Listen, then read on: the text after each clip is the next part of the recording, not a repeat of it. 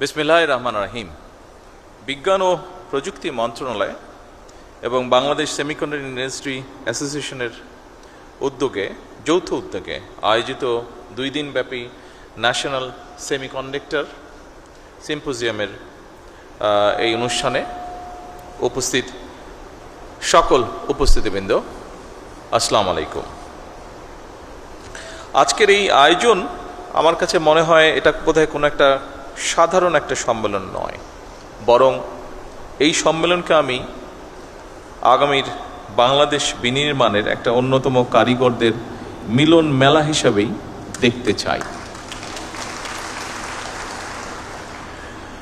প্রবাসী বাংলাদেশি, একটু আগে এরকম একজনের কথা আমরা এখানে শুনেছি, বক্তব্য শুনেছি, যারা বিশ্বের বিভিন্ন দেশে নিজেদের মেধার স্বাক্ষর রাখছেন, এমন অনেকেই আজকে এই জাতীয় গুরুত্বপূর্ণ অনুষ্ঠানে বা সামিটে অংশগ্রহণ করছেন, যারা আমাদের সাথে এই মুহূর্তে সামনে বসে আছেন। আমি আপনাদেরকে জানাই বিশেষভাবে অভিনন্দন। এই সামিটে দেশি বিদেশি প্রযুক্তি বিশারদগণের সহানুগ্রহ উপস্থিতি সেমিকন্ডাক্টর শিল্পের সঙ্গে জড়িতদের জন্য অবশ্যই অনুপ্রেরণাদায়ক বলে আমি মনে করি। আজকের এই সামিটের উদ্দেশ্য, লক্ষ্য, সমস্যা এবং সম্ভাবনা নিয়ে আমরা যারা এখানে এতক্ষণ বক্তব্য রেখেছেন আমরা আলোচনা করেছি। আমি চেষ্টা করব সেই যেগুলো আলোচনা এর ভিতরে হয়ে গিয়েছে সেগুলো আবার রিপিট না করার জন্য। তবে আমি বিশ্বাস করি আজকের এই সামিটে যারা উপস্থিত রয়েছেন নিশ্চয়ই আপনারা এমন একটা বাংলাদেশ দেখতে চান, আপনাদের সাথে একই সাথে বর্তমান সরকার এমন একটা বাংলাদেশ গড়তে চায় যে বাংলাদেশটি হবে স্বনির্ভর, সমৃদ্ধ এবং প্রযুক্তি নির্ভর। এই সম্মেলনের মাধ্যমে আমরা বর্তমান এবং ভবিষ্যৎ প্রজন্মের সামনে আমাদের সর্বোচ্চ যে চেষ্টা সেটা হচ্ছে একটা মেধা ভিত্তিক বাংলাদেশের সম্ভাবনার বার্তাটা পৌঁছে দেওয়া। সম্মানিত সকল উপস্থিতিবৃন্দ, সমগ্র পৃথিবী বা বিশ্ব একটা এমন সন্ধিক্ষণে দাঁড়িয়ে আছে যেখানে কৃত্রিম বুদ্ধিমত্তা, রোবোটিক্স এবং স্বয়ংক্রিয় প্রযুক্তি মিলেমিশে চতুর্থ এবং পঞ্চম শিল্প বিপ্লবের ভিত্তি রচনা করছে। কম বেশি হয়তো আমাদের একটু ধারণা আছে, বিশেষ করে আমরা যারা এই ফিল্ডে কাজ করি না, আমাদের সামগ্রিকভাবে একটি ধারণা আছে যে বর্তমানে সেমিকন্ডাক্টরটা শুধু একটা শিল্পই নয়, এটা বোধহয় খুব সম্ভবত আধুনিক সভ্যতার একটা ভিত্তি। প্রযুক্তির চরম উৎসকতার এই সময় মোবাইল ফোন থেকে শুরু করে কম্পিউটার, চিকিৎসা সরঞ্জাম, কৃষি প্রযুক্তি, প্রতিরক্ষা ব্যবস্থা, কৃত্রিম বুদ্ধিমত্তা, রোবোটিক্স, ডাটা সেন্টার কিংবা নবায়নযোগ্য জ্বালানি, আধুনিক কলকারখানা কিংবা মহাকাশ স্যাটেলাইট, প্রত্যেকটা ক্ষেত্রে সেমিকন্ডাক্টর অপরিহার্য। আমরা একটু আগে আমাদের একজন এই ব্যাপারে যে বিশেষজ্ঞ, ওনার বক্তব্য থেকে এটা আমরা জানতে পেরেছি। উপস্থিত সুধীবৃন্দ, 2030 সালের দিকে বিশ্বে গ্লোবাল সেমিকন্ডাক্টরের বাজার $1 ট্রিলিয়ন কাছাকাছি পৌঁছবে, এরকমই যারা এই ব্যাপারে এক্সপার্ট তারা ধারণা করছেন। তবে খুব সম্ভবত 2026 সালের মধ্যেই এই লক্ষ্যমাত্রা কাছাকাছি পৌঁছে গিয়েছে। সুতরাং এই মার্কেটে প্রবেশ করার জন্য বাংলাদেশের সামনে একটা অপার সম্ভাবনা এবং সুযোগ বিদ্যমান। আমি দৃঢ়ভাবে আশা করি 2030 সালের মধ্যে সেমিকন্ডাক্টর শিল্প থেকে রফতানি আয়ের যে লক্ষ্যমাত্রা নির্ধারণ করা হয়েছে, ইনশাল্লাহ বাংলাদেশ সেটা পূরণ করতে সক্ষম হবে। সম্মানিত উপস্থিতিবৃন্দ, এর আগে যারা বক্তব্য রেখেছেন তাদের কারো বক্তব্য থেকে আমরা জানতে পেরেছি বাংলাদেশের 3000-এরও বেশি সেমিকন্ডাক্টর পেশাজীবী বর্তমানে আমেরিকা, মালয়েশিয়া, দক্ষিণ কোরিয়া, জাপান, সিঙ্গাপুর এবং ইউরোপ সহ বিশ্বের বিভিন্ন দেশের বিভিন্ন বড় বড় প্রযুক্তি কোম্পানি, গবেষণা প্রতিষ্ঠান, বিশ্ববিদ্যালয় তারা তাদের যোগ্যতার প্রমাণ রেখে চলেছেন। ইঞ্জিনিয়ার, আর্কিটেক্ট, গবেষক, ম্যানেজার, উদ্যোক্তা হিসাবে অবদানও তারা রাখছেন।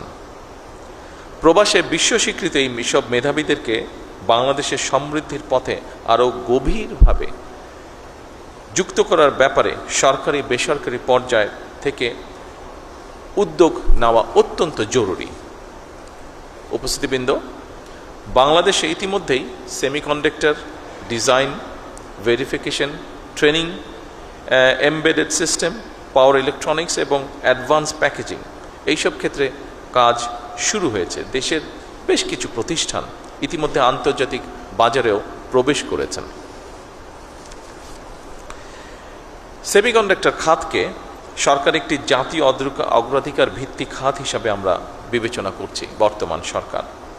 তবে এই খাতের উন্নয়নে খুব সম্ভবত একক কোনো মন্ত্রণালয় বা প্রতিষ্ঠানের কাজ নয়, এটা একটা সম্মিলিত জাতীয় মিশন। এই মিশনের দায়িত্ব শুধু সরকারের নয়, একই সাথে আমি মনে করি বিশ্ববিদ্যালয়, গবেষণা প্রতিষ্ঠান, শিল্প খাত, উদ্যোক্তা এবং প্রবাসী বিশেষজ্ঞ সবার আমাদের এই দায়িত্ব। এবং সেই লক্ষ্য পূরণের জন্য বর্তমান সরকার বিশেষ করে সেমিকন্ডাক্টর শিল্পকে এগিয়ে নিতে চলতি বাজেটে, যা আপনারা রেহানের বক্তব্য থেকে এরই মধ্যে শুনেছেন, চলতি বাজেটে এই শিল্পের সঙ্গে জড়িতদের চাহিদা অনুযায়ী এই সেক্টরে যারা ইনভলভ আছেন তারা আমাদের সাথে কথা বলেছিলেন এবং তাদের প্রতি সম্মান রেখে এবং এই সেক্টরটাকে এগিয়ে নিয়ে যাবার জন্য আমরা চেষ্টা করেছি এই সেক্টরকে কিভাবে সামনে এগিয়ে নিয়ে যায় তার জন্য আমরা কতগুলো পদক্ষেপ গ্রহণ করেছি। বিশেষ করে এই বাজেটে সেমিকন্ডাক্টর শিল্প তৈরির সকল কাঁচামালের উপরে সব ধরনের ট্যাক্স বা শুল্ক প্রত্যাহার করা হয়েছে। সেমিকন্ডাক্টর ডিজাইন সার্ভিসে রফতানি আয়ের উপরে নগদ ইনসেন্টিভ বা প্রণোদনা চালুর উদ্যোগও নেওয়া হয়েছে। একই সঙ্গে নতুন উদ্যোক্তা উদ্ভাবন বাস্তবায়নের জন্য সরকার প্রথমবারের মতন বছরে 500 কোটি টাকার স্টার্ট আপ অনুদানও রেখেছে।